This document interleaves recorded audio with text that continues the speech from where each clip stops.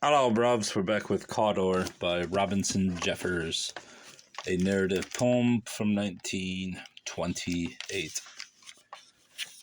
2. The night of Cawdor's marriage, his son Hood Cawdor lay in the north on the open sand beach of a long lake. He was alone. His friend in that country who hunted with him had gone to the Indian camp. Hood slept beside his fire and seemed to awake and hear the faint ripple and wind in far firs. Then all at once a voice came from the south, as if it had flown mountains and wide valleys, yet clearly heard, and like a dying man's, "Hood, Hood, my son." He saw his father's face clearly a moment after, distorted either with pain or approach of death. But then the actual stars of the night came through it, like those of a winter evening, Orion rising, Altair and Vega going west. When he remembered it was early autumn, he knew it must be past midnight. He laid a flare of twigs on the live coals before he lay down. Eyes on the opposite shore would have seen the sharp stars and the black crystal of the lake canceled by a red comet's tail. That night and in the morning, Hood had no doubt his father had just died or approached death, but dreams and visions are an obscure coinage no sane person takes faithfully. He thought of writing to his sister Michael. He had no habit of writing. Months later, after the rains began and cramped his migrant hunting, he thought not with much sorrow, yet mournfully of his father as dead, and thought that he'd a share in the place unless he'd been, as appeared likely, cut off by a written will. No doubt it was too late to see the old man. Yet he'd go south. He sold his horse and shotgun, took his rifle, and went south. He approached home over the hills, not by the coast road from Monterey. Miles beyond miles a fire had devoured, until he looked from the height into the redwood canyons pitching to the ocean. These were unhurt, dark green and strong. Then he believed his father could not have died. The first canyon he entered, a mountain lion stood stilted on a bare slope between alder and redwood, watching him come down. Like the owner of the place, he slid the rifle stock to his cheek, thinking, "The hills have not been hunted since I've been gone." He fired, and the lank, August, pasture-colored body somersaulted over the ridge. He found it lying under a laurel bush. The skinning was a long toil. Hood came burdened across the fall of twilight to the great dome of high-cliffed granite.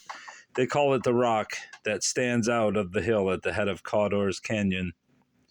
Here, after the trivial, violent quarrel that sped him from home the year before, he had built a fire at dusk, hoping Michael would see it and come to bid him good-bye. She had seen and come.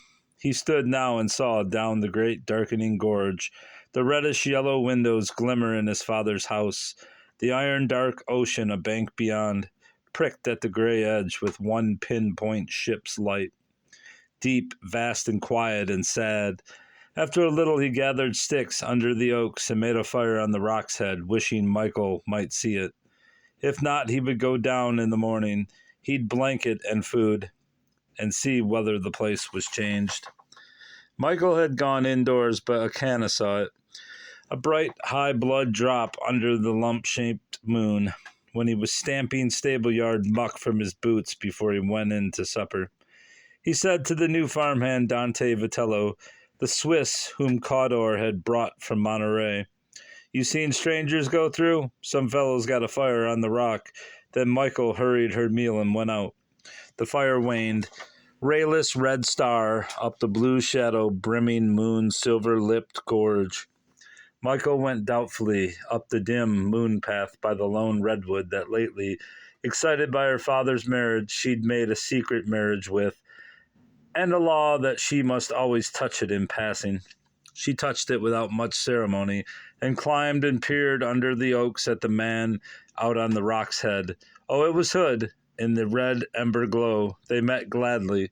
The edge of shadow and moon gleam down the gulf of the canyon crept out of sight, under the rock before she went home. Hood said, "You'll ask the old man whether he'd like to see me, but tell him that I'll not stay. No plowing. I'm not a farmer. You're still only a hunter, she answered. By the house, under the broken cypresses, the saffron dawn from which Hood had descended still hung in the V of the canyon. Cawdor, with morning friendliness. Stay for a week if you like. Don't fear. I won't set you at plowing. We've done the plowing. My wife's father, he said, has your old room. But you can have the one on the north. Used to be Concha's. Farrah Marshall came out. She had changed amazingly from the sallow girl that Hood had seen 2 years ago at the lean farm. The eyes had not changed. A wind blew from her eyes like sea wind from the gray sea. Here's Hood, said Cawdor. He looks more like you, she said, than either of the others. As long as you don't ask him to work. George works. But this is only a hunter. Let him have the little north room for a week. Hood unstrapped the raw, stiffening puma skin from his pack. I owe you a wedding present, he said to Farrah. If you'll take this, I'll get it tanned. I shot it yesterday. Farrah took in both hands the 8-foot trophy she made to draw it over her shoulder. Stop, it's not dry, you'll stain your dress. Who am I, she said impatiently, not to be stained? She assumed it like a garment. The head with the slits for eyes hung on her breast, the moonstone claws dangling, the glazed red fleshy underside turned at the borders, her bare forearm crossing it. Sticky, she said, and took it indoors. Come in. He carried his pack. She led him upstairs to the north room. This was not yours when you used to live here. No, mine was where your father is now. Then who had this one? He answered, I don't remember. Nobody. I guess it was empty. That Rose's woman, she answered, had it, but the bed's aired. She left him there and went down. He went outdoors to find Michael again and couldn't find her. He wandered about and played with the horses.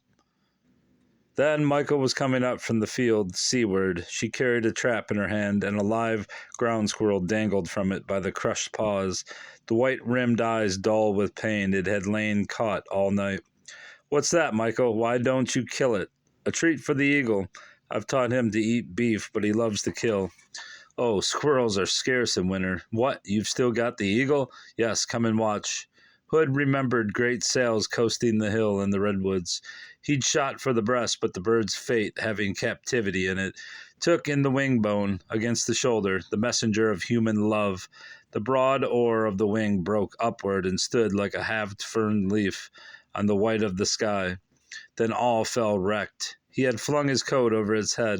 Still the white talon scars pitted his forearm. The cage was not in the old place. Farrah, she said. She made me move it because it smells. I can't scrape the wood clean. Michael had had it moved to the only other level on the pitch of the hill. The earth's bench, 100 feet above the house roof, an old oak's roots partly upheld the faint, steep path trailed up there.